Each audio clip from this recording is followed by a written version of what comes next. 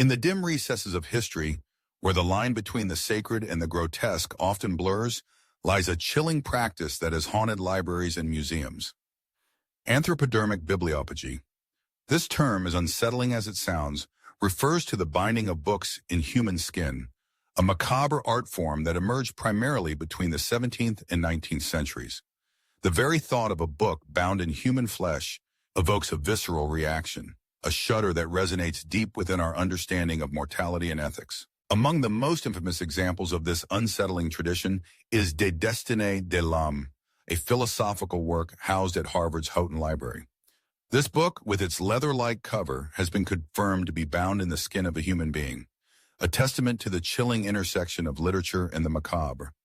The book's history is as haunting as its binding. It is said to have been created as a memorial to a deceased individual, a practice that raises profound questions about memory, consent, and the sanctity of the human body. The very act of binding a book in skin transforms it into a relic, a physical manifestation of a life once lived, now rendered into an object of curiosity and horror.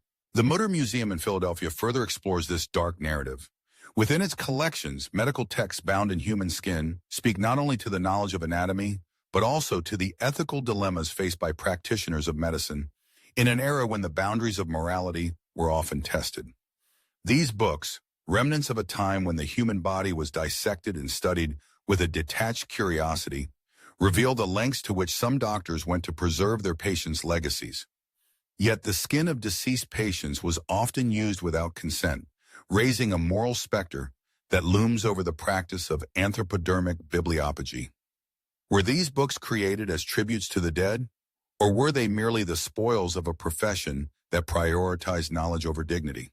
In France and the UK, the practice took on an even darker hue, as the skin of executed criminals was sometimes used for binding.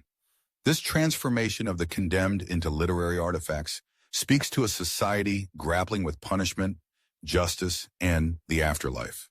The very notion that a book could be crafted from the skin of a person who met a grim fate adds a layer of complexity to the understanding of human life and the consequences of societal actions. It invites us to ponder the motivations behind such practices. Were they acts of reverence, or were they driven by a more sinister fascination with death and punishment? Investigations conducted by institutions like Brown University have cataloged these rare books, shedding light on the historical context and the ethical implications surrounding their creation. Scholars delve into the motivations of those who engaged in anthropodermic bibliopegy, exploring whether it was driven by a desire to memorialize, to shock, or simply to push the boundaries of what was deemed acceptable.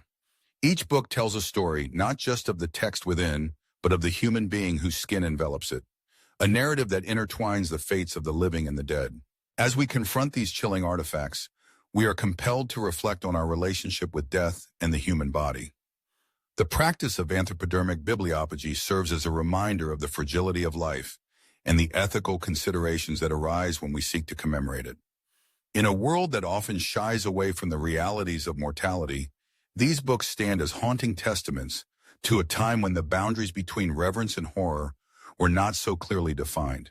They challenge us to confront the darker aspects of human curiosity and the lengths to which we will go to preserve our stories, even when those stories are bound in flesh.